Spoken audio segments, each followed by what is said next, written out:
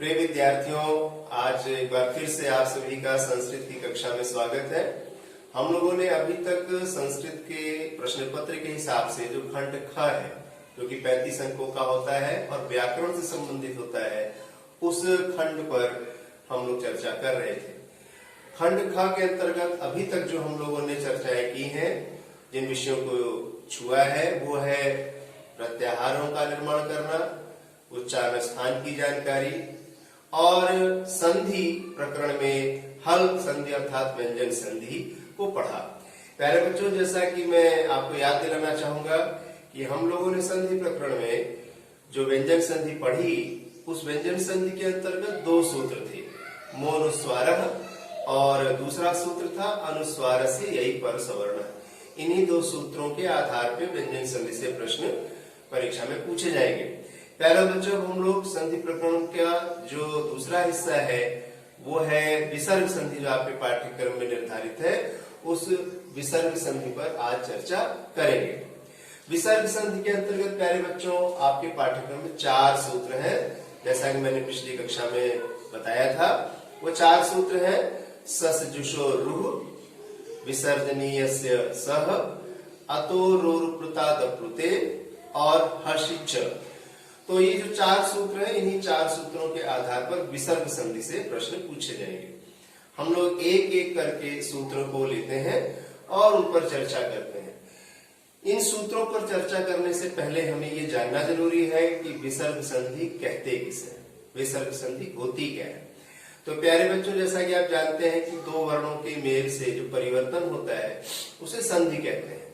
विसर्ग संधि में शर्त ये होती है कि जो पूर्व में शब्द होता है उस शब्द के अंत में विसर्ग होता है। जो पूर्व में शब्द होता है उस शब्द के अंत में विसर्ग होता है, और उसके बाद जो शब्द होता है उस शब्द के शुरुआत में, अगर ये बाद वाला शब्द है तो उस शब्द की शुरुआत में या तो स्वर होता है या व्यंजन होता है।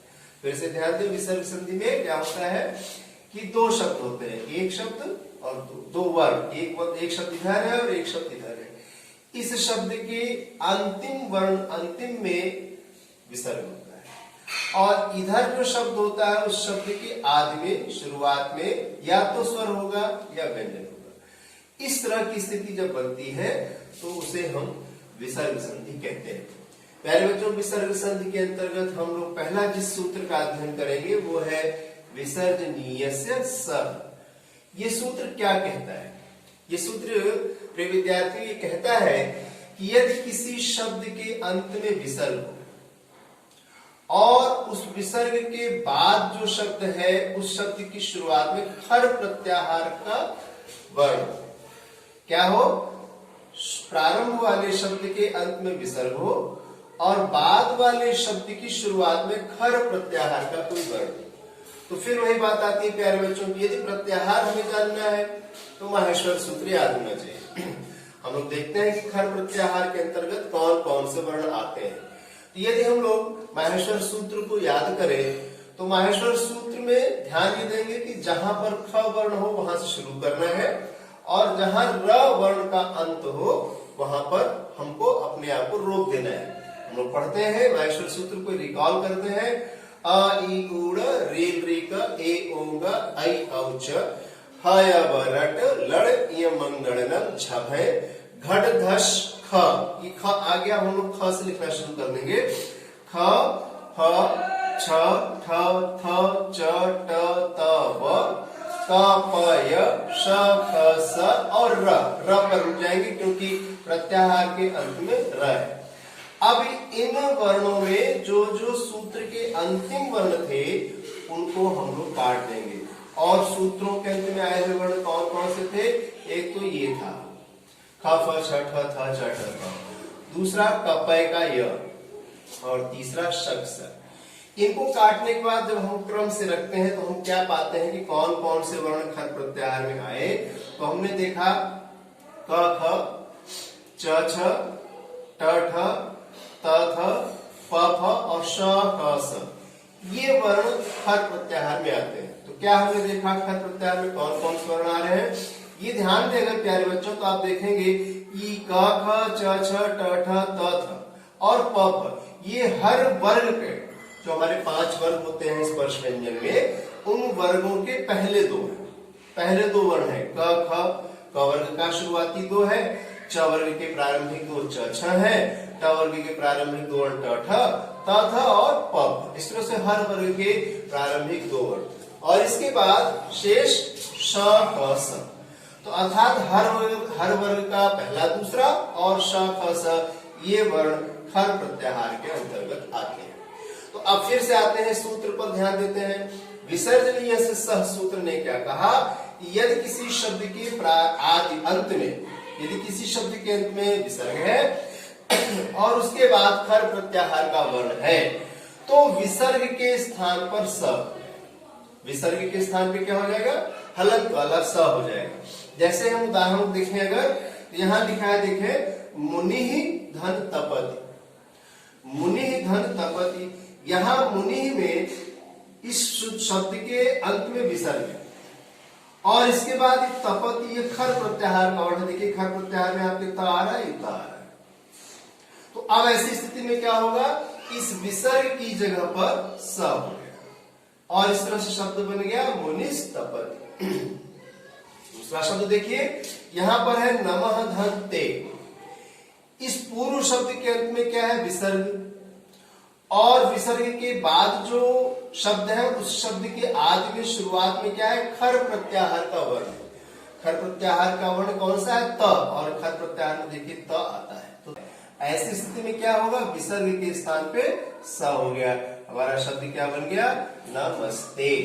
इस तरह से प्यारे बच्चों, विसर्जनीय सह सूत्र कहता है कि विसर्ग के स्थान पे स हो जाएगा यदि बाद में खर प्रत्याहार का वर्ण है।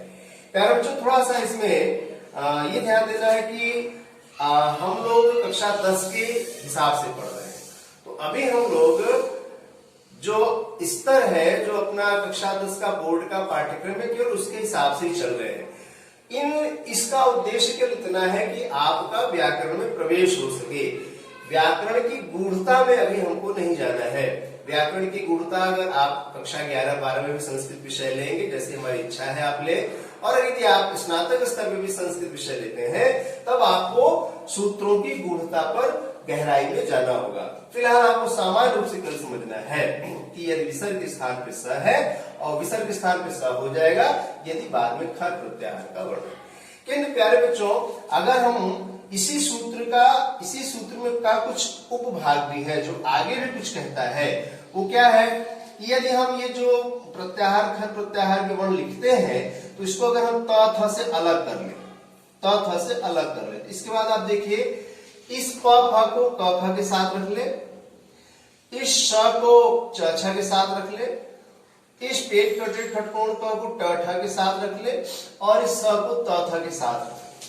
तो विसर्जनीय सह सूत्र के हिसाब से बनेगा तो सब जगह स ही, लेकिन कहीं कहीं उस स के स्थान पर शीकी वाला श हो जाएगा और कहीं कहीं उस स के स्थान पर पेट कटा खटकोण ख हो जाएगा।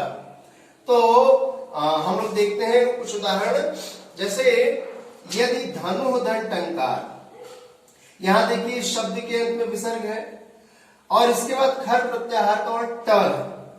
प्यारे बच्चों, यदि ट ठ और श ये तीन अगर आगे हैं तो जो विसर्ग की जगह स बनता है, ये स इस श में परिवर्तित हो जाएगा। कब, यदि आगे पेट कटा खटकोण ख हो या ट ठ में कोई वर्ण है तो यहाँ जो स होता है उस स को श में परिवर्तन हो जाता है। जैसे धनु धन टंकार है तो यहाँ विसर्ग है, विसर्ग के स्थान पे स हुआ और उस स की जगह क्या बन गया, पेट कटा खटकोण ख, क्यों, क्योंकि आगे ट है, तो ये धनुष टंकार हो गया। इसी तरह से राम धन षष्ठ, आप ये देखिए यहाँ विसर्ग है, बाद में पेट कटा खटकोण ख है, ये आपके खर प्रत्याहार में आता है, किंतु खर प्रत्याहार में भी यदि ये है ट ठ और श है बाद में, तो इसकी जगह पर स जो बनेगा विसर्ग के स्थान पे उसकी जगह ष खटकोण वाला श बन के राम षष्ठ बन जाएगा। प्यारे बच्चों, इसका उदाहरण देखते हैं, ये भी खर प्रत्याहार का ही वर्ण है, ठीक है। जैसे हरि धन चलती, विसर्ग है, विसर्ग के बाद च है, ये च खर प्रत्याहार का वर्ण है यानी इसमें आता है।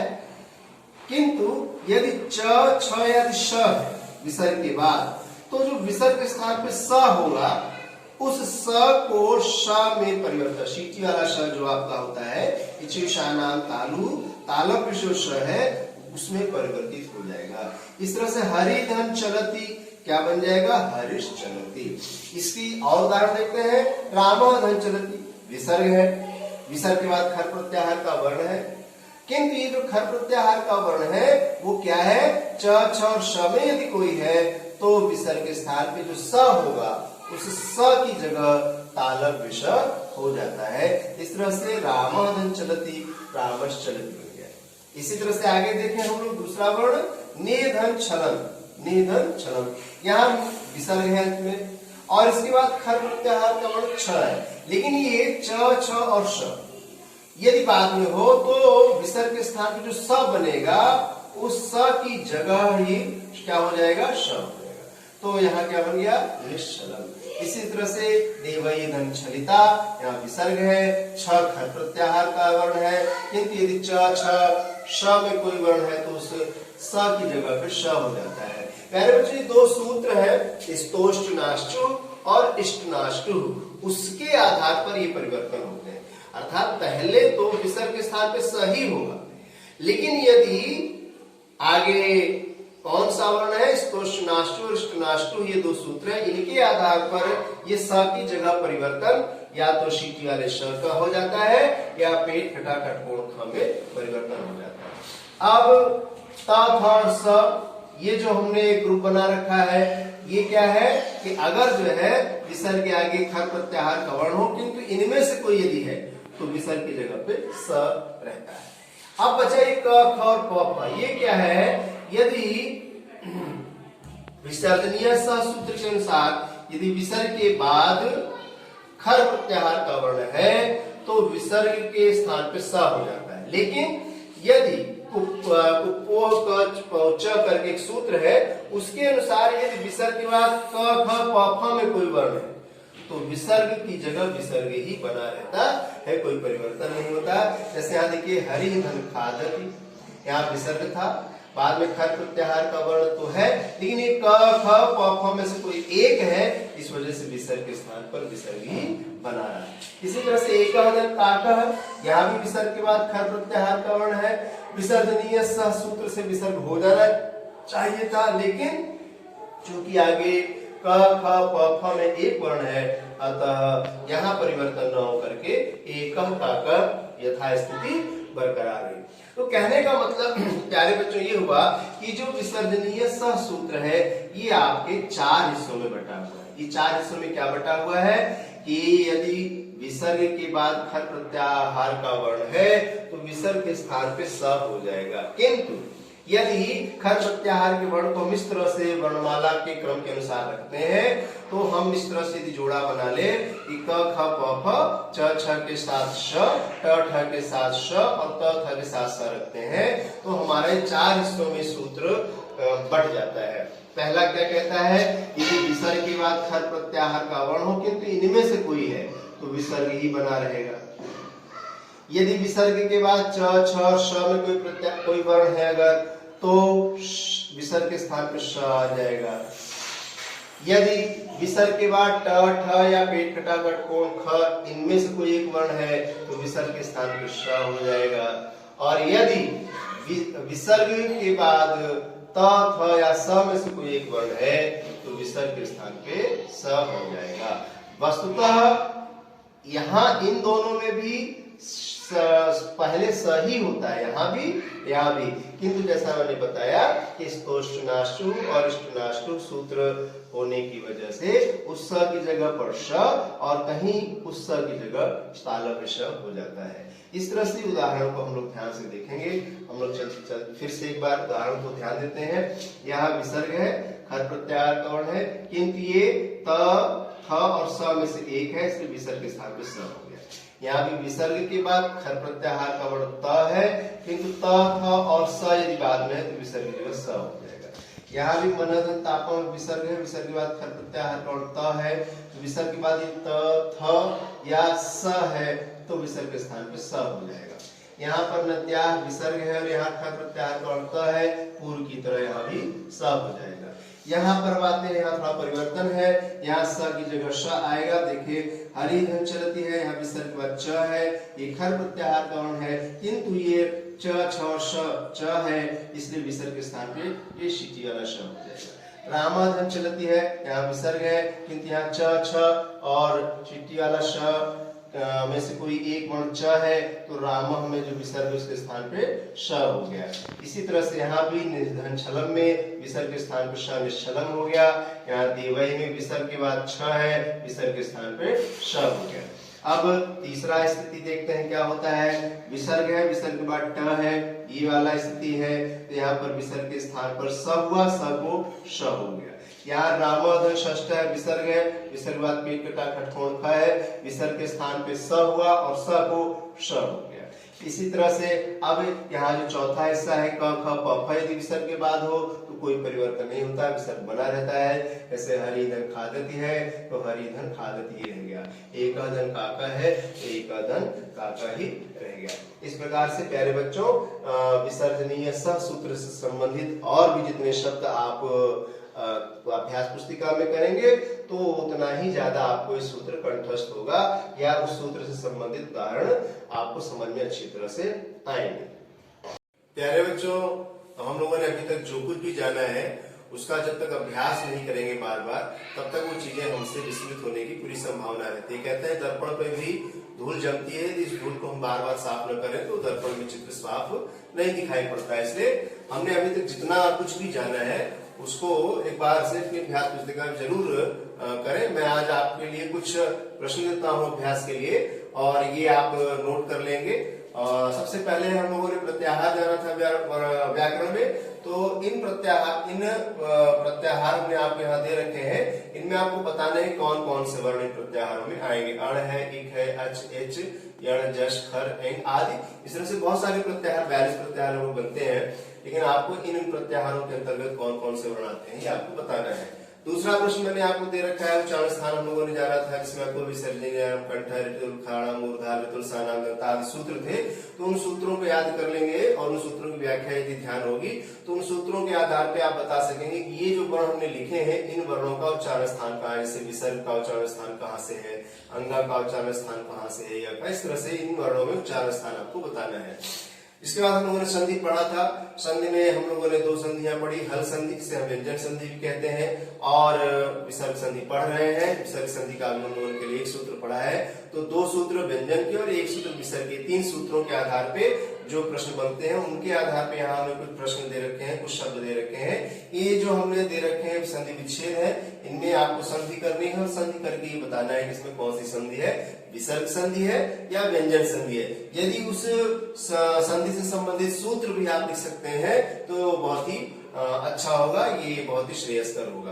प्यारे बच्चों, इसके आगे जो सूत्र आता है विसर्ग संधि का वो है सजशोरु, अतो, रोर, प्लुतात, प्लुते और हश्च। इन सूत्रों के बारे में हम लोग अगली कक्षा में पढ़ेंगे। चलते चलते एक बार फिर से पुनः हम विश्व कल्याण की भावना के लिए एक साथ मंत्र दोहराते हैं। सर्वे भवन्तु सुखिनः, सर्वे सन्तु निरामयाः, सर्वे भद्राणि पश्यन्तु, मा कश्चित् दुःखभाग् भवेत्। ओम शांति शांति शांति।